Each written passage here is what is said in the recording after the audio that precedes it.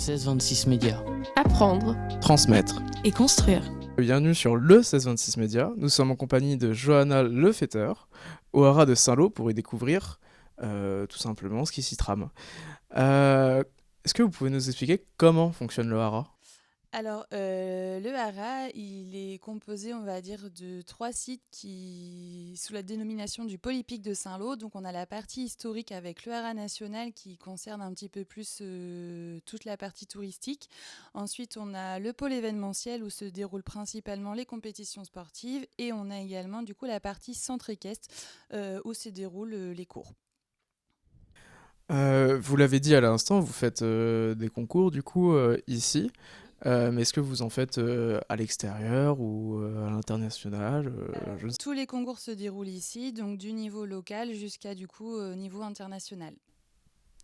Quelle activité faites-vous au haras ?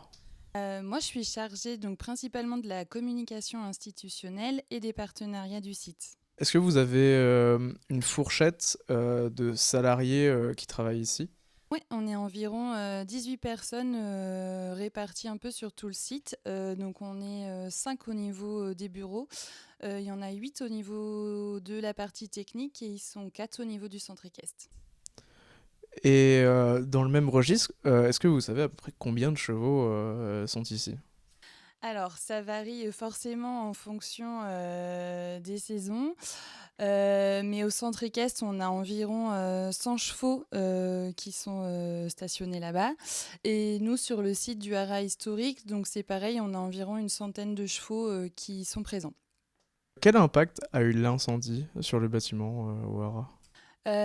Ça a été très compliqué, tout simplement parce que c'est quand même un patrimoine historique qui est très cher à tous ceux qui travaillent ici et notamment au Saint-Lois.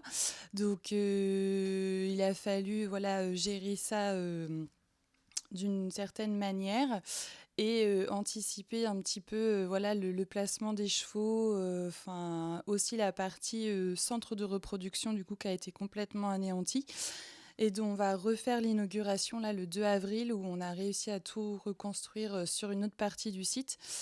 Ça a eu un impact très fort dans le milieu équin, mais on espère bientôt la reconstruction de ces 2 écuries. Le 2 avril, inauguration.